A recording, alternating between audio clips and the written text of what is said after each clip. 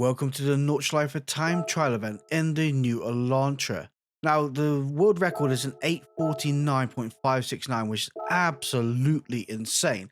And to be in the top 3% of the gold world record, you have to do a 905.456, which again is really a fast time, especially in a TCR car.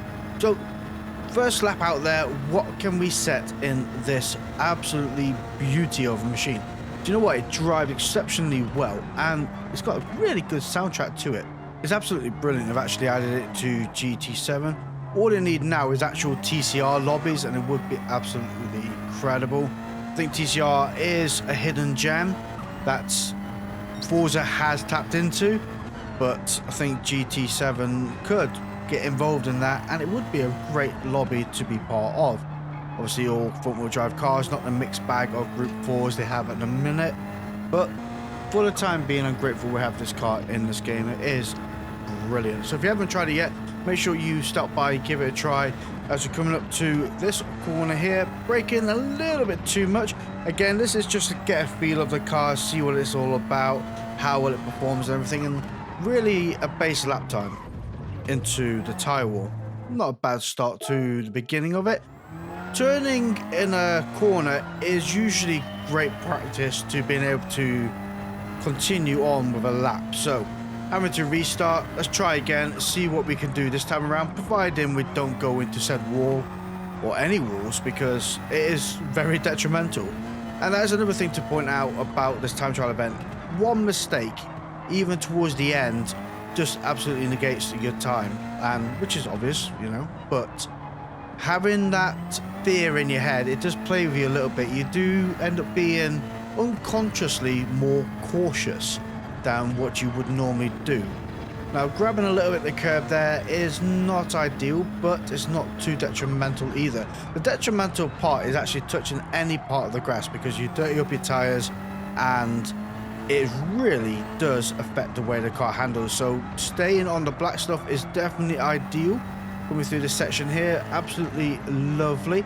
Kissing that curb, touch of the dirt, not too problematic there, to be fair, because we are on a straight line after that. So by the time we come to a corner in section, that way you need grip, the dirt of the tyres has pretty much rubbed off, which is, yeah, kind of ideal, not gonna lie. Letting off the throttle a little bit there, not having a bottle to be able to carry it on flat out there, but knowing there's plenty of space towards the left hand side of the track where a little bit more speed can be carried and a little bit more time can be made up there.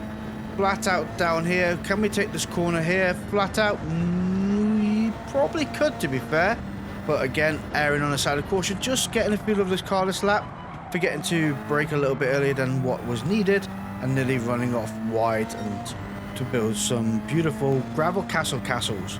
Gravel castles, what is that, Flash? I do not know, but coming around this corner now, giving the curb on the left a little bit of a kiss, you can actually grab a little bit of that curb in Gran Turismo. Yes, it's not perfectly ideal, but it's certainly not as detrimental as it is in Forza Motorsport. But coming down here now, taking it nice and steady, getting that power nice and early, using the momentum of that car to push you out wide, out the corner, carry that bit of momentum as we go down this hill. This corner here is kind of a blind one, easy to go a little bit quick, end up in the fence, certainly not something we need. Now, this section of the Nürburgring is one I exceptionally enjoy. It is absolutely brilliant, and the best way to describe it, it favors the bold and the brave. If you can maximize every part of this latter section of the Nürburgring, the time you save here is absolutely incredible. And not only that, you know, the speed you can actually carry without really knowing is really incredible as well. If you maximize all these curves that we are now, could have used a bit more of that curve on the right, use that curve on the left to keep the car into the track. Again, be very careful here, gone off wide a few times there, but it really does favor the bold and the brave. You just got to have balls to the walls, guts, and away you go. And it is actually really fun as well. It's like being pinballed your way through the latter section of this track, and I say if you can pull it off, it's absolutely incredible. Coming round here now, we are 7 minutes 48 into this lap, which could be a good lap, it could be a bad lap, but a guesstimate range, you're probably looking about a 9:10. Gonna take us a good 30-40 seconds down the back straight, and then across the line we go, which will set as a 9:11.682. It's not bad for a little trial test run, see where this car kind of lands, where we can improve, where we can, you know, generally build a lot of time back. And that's the kind of thing you want to do in the first lap. Test it out, see what the car feels like. Totally missed the first apex, and don't give up really, because it's not just butchering up one corner. You're going to be butchering up plenty of corners. We're not on about like a 2-minute lap here. This is a 9-minute race around a track that is extremely demanding. So while you may butcher one corner up, you'll find the time up at another location around this course. And that's what you got to remember. Don't give up just yet. Just keep persistent, keep trying, and keep an eye on that leaderboard. That's the only thing I don't like, is when you restart, you don't keep your time deltas at the bottom right, which I think that would be kind of nice to have, to be able to match it up. I know it says my record day is 9:11 at the moment, so it obviously knows the time deltas, but yeah, it didn't save them when you click restart. Well, you could argue, yes, I could save the ghost and then follow my ghost around the track and see where that lies. I don't know. The ghost can be a great educational tool, but I also find it kind of distracting, so I'm not really one to use the ghost all too often. The great thing about the ghost in Gran Turismo 7, actually, and credit where credit's due here, is you can turn it off and on from just a hit of a button. And I think that is where this massively excels, because once you start climbing into the ghost, you can just turn it off, out the way, and you get full visualization of the track. And that is extremely crucial, really. But we're doing all right at the moment. We are 3 minutes 15 into this race, looking at the session best at the bottom right. To be fair, it doesn't mean anything, because I can't match it up to anything I've done previously. So while it's there, it looks great, it's kind of meaningless to a certain degree. It does feel a lot faster this lap though, I will say that. Definitely a lot faster, a lot more efficient than I was previously. Always room for improvement though, especially like this section here. Could have gone through a couple of miles per hour faster, turned in here, could have got closer to the apex on the inside, gone to that power a little bit earlier, maximize more of that track. And those are the little things when you're watching back, you go, do you know what, I could have improved a bit more there, could have done this, I could have done that. But again, nothing beats that first corner where I totally missed the apex. But again, this is where I say you're making back that time here from just blending in a little bit more, getting a bit more confident. And so what you've lost at the beginning, you kind of gained at the back, and then on the next lap you put them both together, and that again further improves your lap time overall. So trial and error, all learning, all fun, and thankfully, obviously it's a time trial event. If anything was to go wrong, you don't take anybody else with you. I think that is also a great weight off your mind as you're doing these kind of style events. It's kind of nice to do these style events. Forza did try implementing this and then gave up with it, so I'm not too sure what happened there, to be fair, but they did do these rival events. Nothing's changed. The leaderboard, it's just a forgotten art, sadly. Would be nice to have that in rotation as well with a lot of the other tracks. But yeah, we all know where Forza stands at the moment, sadly. Coming across the line though, we've only saved 2 seconds throughout the whole lap. 2 seconds, like what? You know, I kind of expected that to be a little bit better than what it was, but I'm only 2 seconds faster than I was previously. Definitely losing a bit of time in the first section, as well as a lot of the faster bits at the beginning where I'm probably not as confident as what I should be. Pretty much what I was saying in the race. And you do, when you think back at it, you look at it and you go, yeah, totally missed that first apex the first time around. You know damn well where you're losing time through here. You're getting on that power too early. You're asking too much from the front tires, and you're not driving efficiently. You're driving too aggressively, and that in itself is just eating away the temps, and the temps add up to seconds. So yeah, what might feel like a quick lap has only been 2 seconds quicker from what I would say is more of a casual lap, which is kind of crazy when you look at it in that light. It really did stun me how it's only 2 seconds quicker. And coming through here almost flat out, see that right on that limit there. and that could have gone badly wrong. Thankfully, didn't go off the track, tires didn't get dirty, was able to keep it going. Flat out through here. Are we going to lift as we take this left-hander? Ever so slightly, down to 50% throttle. Could have carried again a little bit more, but sometimes preservation is key as well. While I might lose a tenth there, but I managed to stay on the track and didn't have to do a restart, whatever like that. You know, sometimes you could just go balls to the walls flat out and it goes completely wrong. And some people are just that lucky that can do it and pull it off.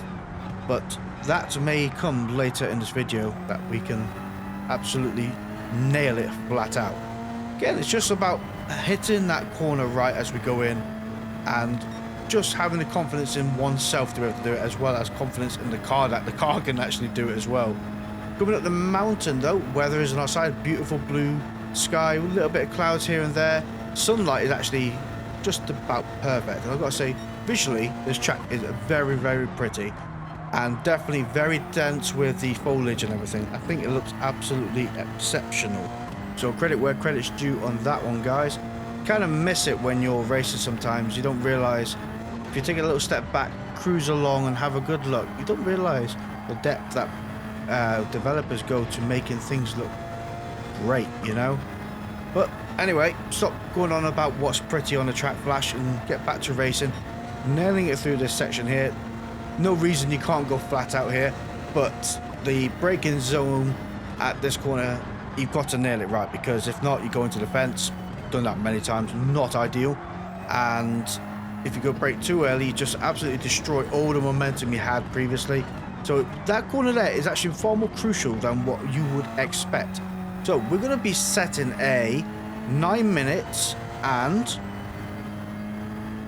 do we beat a 909? 905.460. So overall, we found 6 seconds in general. Bang on 3%. 4, 5, 6. Literally 4,000ths of a tenth. Chances of getting it on bang on 3%. Just let me know down in the comments below, because even I was proud of that one. Thing is, it wasn't good enough. 4,000ths of a second away from getting a gold star there. And it's actually more painful than what you think, because you go, oh, do you know what? I did it. And then it was 4,000th of a second not did it. After much more trial and error, this lap here is the finale lap.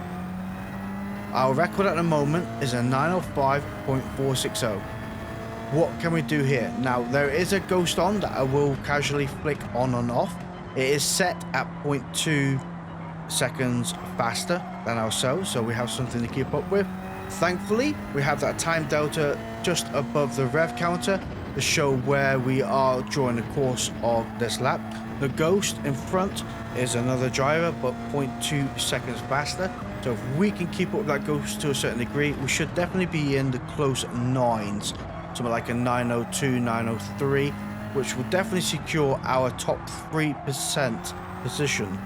Kind of easier sometimes to predict, see where the ghost is and understand your position time delta wise than it is to see the numbers at the bottom of the rev counter, because it's just easier to flick it on and off and go, oh, it's just there, that's fine, we're doing well, than looking down below and taking more of your eyes off the road. Just the way I see it. Again, everybody else is different. We're coming around this corner now, absolutely nailed it, and got into the power just about perfectly. Look at that, we've already set our best lap time overall there. Purple is absolutely the colour we need to see. Coming down here, we are 4 tenths quicker than our previous best lap, so that is ideal. We're increasing that as well, braking quite late into the section here, maximizing the grip of these tires. You can hear them screaming away at us. Throttle input is really crucial in this car, I'm not going to lie. If you get on it too early, you go out wide. You get on it too late, you've just absolutely destroyed all of your momentum. And the turbo lag, although is minimal, is still quite a bit there at the same time. So being on our throttle a little bit just to get a bit of a boost in there, and then putting your foot to the floorboard, giving it the kick it needs, is really ideal. See that? Absolutely flat out through there, nailed it. And it's more of a case of making sure you hug the inside as much as you can. Do not be afraid to give that grass a little bit of a kiss as you ride over it. Can we take this section here flat out? A little bit of a lift, a little bit of a lift. Could have done the corner entry far, far better, but, you know, we come out the other side still in one piece. 6/10 up on this lap alone, perfect sign to see. 6/10 may not seem a lot now, but we are still only a third of the way through this track at the moment, so we have plenty of time to find a lot more time again, especially like that part there. This section here, kind of fall over myself on usually, but we managed to actually nail it. No understeer, no oversteer, and come out the other side, beautiful. It's kind of that part there, I don't know, always trips me up, and I don't know why. I will say I've got better, but still plenty of room for improvement there. Going out a little bit wide there, touch of the grass, not ideal. It's going to absolutely destroy our pace through this section here. Hopefully we're not going to lose too much time. We are still 1.5 seconds up from our 905.839, which is great. Almost 2 seconds actually, again, which is absolutely brilliant. Although our tires are a little bit dirty, definitely feel it. It's not slowing us down though. We're keeping the hammer on, and away we go. Almost 2 seconds up from our timed best at the moment, which is the plus sign we need to see. What is absolutely crazy is there's still the world's best time is an 8:49. Like, seriously. I'm struggling to get it into the 9s or lower 9s, and there's some people out there that's got 8:49s, which is still, you know, 13, 14 seconds quicker than ourselves at the moment. I mean, if you look at the 905, they'll be 16 seconds quicker, which is where you find these 16 whole seconds is way beyond what I believe. That's alien level driving right there. So credit where credit's due to those guys. That's insanity. We're still above 2 seconds as we start climbing the mountain, and actually it's increasing at the moment, which is brilliant news. It means we had the bottom final corner there perfect, because that corner at the bottom sets up the way this car goes up this hill. As you can see, we're slowly increasing it at the moment. 2.89, 2.90, you know, things like that. Those little micro, well, hundredths all do add up eventually, especially when you get to the top of this hill. Do we take this corner almost flat out? Tiniest of lift, maximizing that track. Could have touched that curb, but very, very close.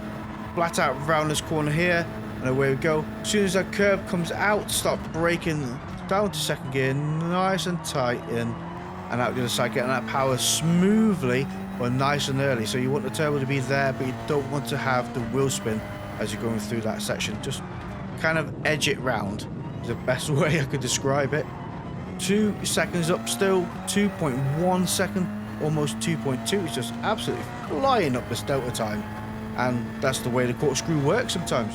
Absolutely nailed it.